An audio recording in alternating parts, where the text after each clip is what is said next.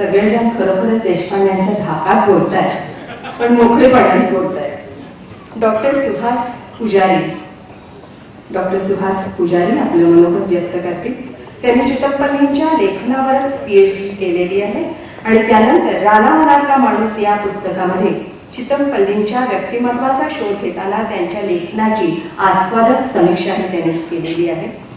या पुस्तकामध्ये शेवटचं जे प्रकरण आहे ते मुलाखतीचं आहे. काही प्रश्न पुजारीने चितमपल्लीला विचारले, तर एका प्रश्नाला उत्तर देताना चितमपल्ली खूप छान बोललेले आहेत. ते असं म्हणालेले आहेत पुनर्जन्माच्या बाबतीमध्ये की पुनर्जन्म असलाच तर बौद्ध भिक्षू होणं मला अधिक आवडेल. निसर्गाला जाणून घेता घेता मला ईश्वराला जाणून घ्यायचं आहे. अशा तऱ्हेचे विचार या पुस्तकामध्ये व्यक्त केलेले. अतिशय सुंदर असं पुस्तक आपण लिहिलेलं आहे. आता मी पुजारी यांना विनंती करते की त्यांनी मनोगत व्यक्त करावं. मराठी साहित्यात निसर्ग चित्रणाची हिरवी वाट निर्माण करणारे मराठीतले एक प्रतिभाशाली ललित लेखक श्री मारुती चितमपल्ली येणाऱ्या साहित्य संमेलनाचे अध्यक्ष कोण या प्रश्नाचं अबोल अशा स्वरूपात उत्तर देत इथं उपस्थित असलेले माननीय श्री अरुण साधू,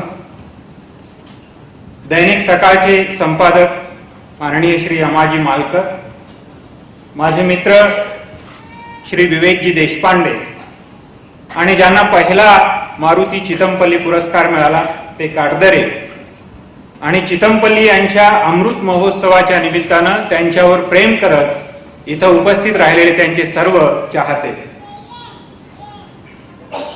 खरं तर विवेकजी देशपांडे यांच्या धाकामुळं चितमपल्ली यांच्या दोन्ही सुहृदांनी अवघ्या 2 मिनिटांमध्ये आपलं मनोगत व्यक्त केलं. पण मी आहे प्राध्यापकाला 45 आणि 50 मिनिटं लागतात, पण घाबरण्याचं काही कारण नाही. कारण अमृत महोत्सव हा मारुती चितमपल्ली यांचा आहे आणि त्यांच्याविषयी कमीत कमी शब्दात मला जेवढं सांगता येईल तेवढं मी सांगणार आहे. सोलापूरचे प्रतिभावान साहित्यिक प्राध्यापक त्र्यंबी सरदेशमुख सर एकदा बोलता बोलता असं म्हणाले होते, चितमपल्लींचा विषय मी त्यांच्याकडे काढला होता तेव्हा ते म्हणाले होते की हा आधुनिक काळातला मुनी आहे. मारुती चितमपल्ली म्हणजे आधुनिक काळातला मुनी आहे आणि हा माणूस अक्षरशः रानातून आल्यासारखा वाटतो. मला वाटतं एका प्रतिभावंतानं दुसऱ्या प्रतिभावंताला दिलेली ती सलामी होती. त्र्यंबी सरदेशमुख सरांसारख्या प्रतिभासंपन्न ऋषितुल्य व्यक्तिमत्वानं दुसऱ्या एका ऋषितुल्य अशा वनमित्राला अशा शब्दात गौरवावं हे माझ्या दृष्टीनं फार महत्वाचं होतं. मारुती चितमपल्ली यांच्या साहित्याचा गेल्या अनेक वर्षापासून मी अभ्यास केला. निसर्ग साहित्य हा माझा अभ्यासाचा विषय आणि त्यांचं साहित्य प्रामुख्याने मी अभ्यासलं. त्यांच्या साहित्याचा अभ्यास करत असताना माझ्यासारख्या जंगलात कधीही न फिरलेल्या माणसाला जंगल दर्शन 100% झाल्याचा आनंद मिळाला. अतिशय छान अशा पद्धतीनं त्याने अरण्याचं चित्र आपल्या साहित्यातून उभं केलं.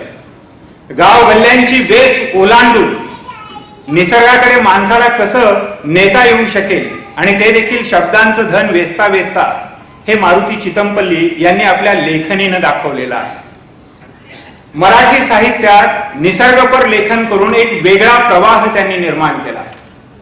निसर्गाला आपल्या साहित्यामध्ये त्यांनी नायकत्व दिले. हा खरं तर त्यांच्या ललित प्रतिभेचा पराक्रम म्हणावा लागेल. कारण निसर्ग अनेकांच्या साहित्यात आला पण तो पार्श्वभूमी म्हणून आला, भावदर्शनासाठी आला. पण निसर्ग हा नायक म्हणून क्वचितच आलेला आढळतो. मारुती चितमपल्ली यांच्या सगळ्या साहित्यामध्ये निसर्ग नायकाच्या स्वरूपात आलेला आहे.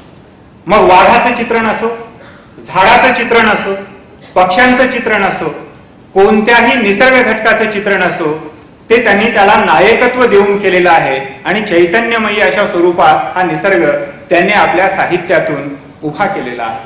मला वाटतं हे त्यांचं वाङ्मयीन कार्य फार मोलाचं आहे. बरेच जण त्यांच्या साहित्याविषयी न वाचता एक तक्रार करतात की त्यांचं साहित्य हे केवळ माहितीपर आहे. जंगलातले अनुभव आदिवासींनी त्यांना सांगितले आणि त्यांनी ते लिहिले, त्यात काय वेगळं केलं. पण माहितीचं ज्ञानात रूपांतर करणं आणि ज्ञानाचं ललित साहित्यात रूपांतर करणं यासाठी प्रतिभा असावी लागते आणि हे जाणण्यासाठी देखील आपल्याकडे वाङ्मयीन अशी प्रगल्भ दृष्टी असावी लागते. मला वाटतं मारुती चितमपल्ली यांनी नेमकं हेच काम केलेलं आहे.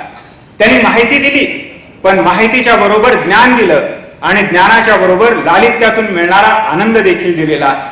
म्हणून चितमपल्ली हे जसे वनमहर्षी आहेत त्याप्रमाणेच ते अजोड अशा प्रतिभेचे साहित्यिक देखील आहेत, हे निर्विवाद सत्य आहे. म्हणूनच मी म्हणतो की मराठी साहित्यात निसर्ग चित्रणाची एक हिरवी वाट निर्माण करणारा हा प्रतिभावंत लेखक आहे. गडकऱ्यांच्या साहित्याबद्दल असं म्हटलं होतं एका समीक्षकानं की गडकऱ्यांचा सर्वात मोठा गुण हा त्यांचा सर्वात मोठा दोष आहे. तसंच असं तसंच थोडंफार मारुती चितमपल्ली यांच्या साहित्याबद्दल म्हणता येईल की माहितीपरता हा दोष आहे असं सांगणाऱ्यांनी हे लक्षात घेतलं पाहिजे. माहितीपरता हा त्यांच्या साहित्याचा सर्वात मोठा एक वेगळा गुणविशेष आहे. कारण आशयाच्या एका वेगळ्या विश्वामध्ये त्यांच्या या साहित्यानं नेलेला आहे. अरण्य जीवन त्यातून आपल्याला पाहायला मिळते. चितमपल्ली यांच्या साहित्याबद्दल पुष्कळ सांगता येईल. निसर्ग प्रतिमांबद्दल बोलता येईल, कारण वेगवेगळ्या निसर्ग प्रतिमा त्यांनी वापरलेल्या आहेत.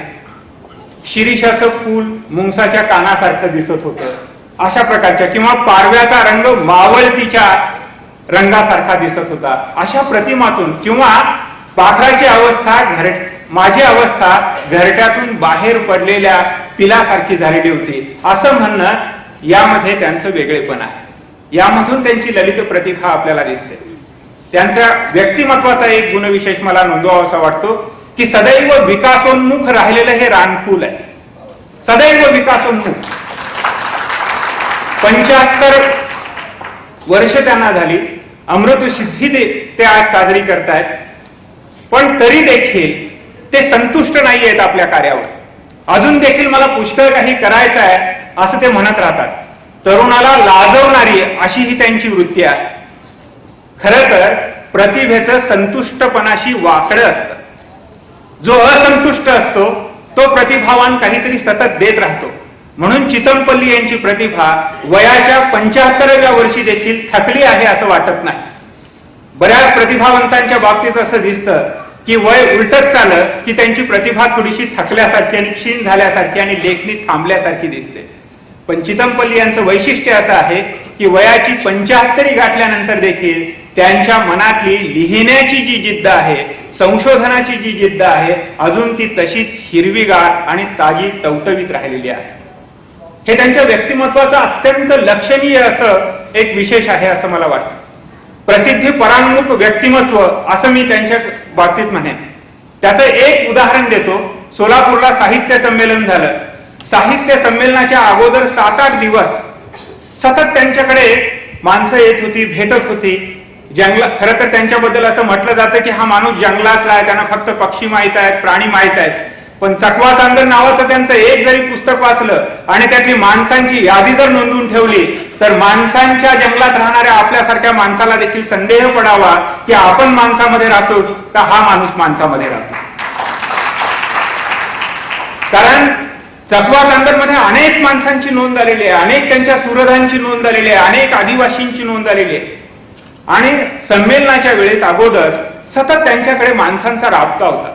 एके दिवशी ते मला म्हणाले की सर, मी तुमच्या घरी येऊन राहतो आणि मी माझ्या घरी असा निरोप ठेवतो की मी कुठेतरी परगावी गेलेलो आहे. एवढी माणसं एकाच वेळेस मी पाहू शकत नाहीये, कारण त्यांच्याशी संवाद होऊ शकत नाही. आणि मला अशा वेळेस थोडंसं निवांत हवंय, मला तुमच्या घरी तुम्ही घेऊन चाला. मी आनंदानं ते स्वीकारलं आणि ते माझ्या घरी आले.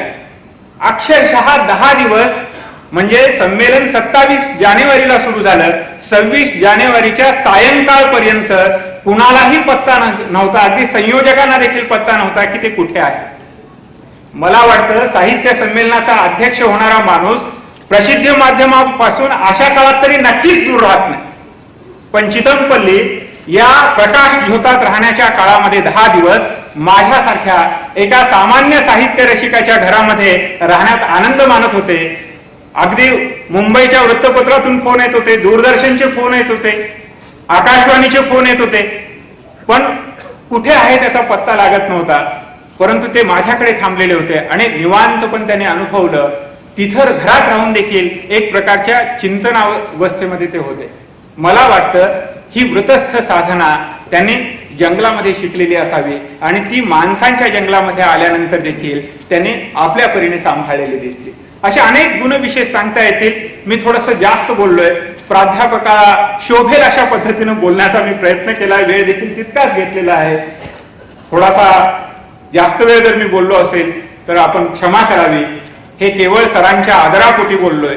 त्यांच्या अमृतसिद्धीबद्दल मी त्यांना अभिष्ट चिंतन करतो, त्यांना शुभेच्छा देतो आणि मी आपली रजा घेतो. धन्यवाद. उत्सवमूर्ती मारुती चित्तमपल्ली, कार्यक्रमाचे अध्यक्ष ज्येष्ठ लेखक अरुण साधू, ज्यांचा आपण पुरस्कार देऊन आज गौरव केला ते भाऊ काटदरे, संयोजक ज्या मित्रांतर्फे संयोजक झाले ते विवेक देशपांडे आणि सर्व निसर्गप्रेमी बंधू भगिनी. मला विवेक देशपांडेंचा धाक नसला तरी व्यासपीठाचा धाक आहे, त्यामुळे फार वेळ आपला घेणार नाही. मला फार आनंद वाटला या ठिकाणी या सोहळ्यामध्ये सहभागी होताना. काटदरे असं म्हणाले की शहरी माणसं निसर्गात जातात, जंगलामध्ये जातात, पशुपक्षी पाहण्यासाठी जातात, त्यावेळी ते खरोखरच निसर्ग संवर्धन करतात का असा प्रश्न त्यांनी खरं म्हणजे आपल्याला उद्देशून विचारलेला आहे. त्यांनी हा प्रश्न विचारल्यानंतर मला असं वाटून गेलं की आधी त्यांना जाऊ देत. मला असं वाटतं की कुठलाही माणूस निसर्गात हे सगळं पाहिल्यानंतर कोरडेपणाने परत येऊ शकेल असं अजिबात वाटत नाही. खरं म्हणजे आपण इतकं दूर आलेलो आहोत निसर्गापासून. आणि मारुती चित्तमपल्लींचं साहित्य, त्यांचं लेखन, त्यांचं ऋण या ठिकाणी व्यक्त यासाठी केलं पाहिजे की त्यांनी पुन्हा एकदा आपल्याला निसर्गाकडे या निमित्ताने अतिशय बारकाईने त्यांच्या साहित्यातनं निसर्गापर्यंत पुन्हा एकदा त्यांनी नेलेला आहे. या ठिकाणी असा उल्लेख झाला की आपण सिमेंटच्या जंगलामध्ये राहत आहोत. जो श्वास आहे, जो ऑक्सिजन आहे तो कुठून येणार? काल परवा मी दिल्लीत होतो. एक माहिती कळाल्यानंतर मला अतिशय आनंद झाला. तो आपल्याशी शेअर करावा असं वाटतं की राष्ट्रपती भवनाच्या मागे 300 किलोमीटरचं जंगल ब्रिटिशांनी ठेवलेलं आहे. आणि हे 300 किलोमीटरचं जंगल यासाठी ठेवलेलं आहे की दिल्ली शहर ज्यावेळी मोठं होईल त्यावेळी त्याला शुद्ध हवा पुरवणारं एक जंगल या शहरामध्ये असावं असा विचार त्यांनी त्यावेळी केला होता असं सांगण्यात येतं. हे दृश्य पाहिल्यानंतर किंवा हे माहिती कळाल्यानंतर इतका येतो आनंद या निमित्ताने मला असं वाटलं की आपल्या सगळ्यांना सांगावं. या ठिकाणी मारुती चित्तमपल्ली यांच्या मित्रांनी अतिशय सुंदर अशा आठवणी त्यांच्याविषयीच्या सांगितल्या. आणि आता प्राध्यापक असं म्हणाले की त्यांचं लेखन माहितीपर आहे असा काही आरोप होतो आहे. त्यांच्या साहित्यातलं लालित्य, त्यांच्या साहित्यातली संवेदनशीलता, त्यांच्या साहित्यातली व्यापकता आणि प्रतिभा याचं एक अतिशय छोटं उदाहरण मला या ठिकाणी द्यावं वाटतं. ज्याचा जो आनंद आपण त्यांचं साहित्य वाचताना नेहमी घेतो त्याची पुनरुक्ती कदाचित या छोट्याशा वाक्यामध्ये आपल्याला येईल असं मला वाटतं. पाखर मायामध्ये जे त्यांनी पिंपळाच्या पानाच्या सळसळीचं वर्णन केलेलं आहे आपल्यापैकी अनेकांनी वाचलं असेल.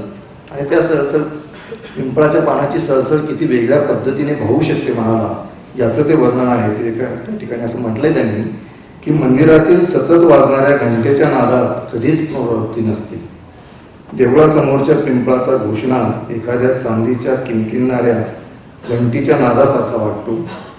पिंपळाची सळसळणारी पानं वातावरणात एका प्रकारची नाद माधुरी उठीत असतात. नदीकाठच्या पिंपळाची सळसळ नदीच्या संत प्रवाहाला साथ देत असते.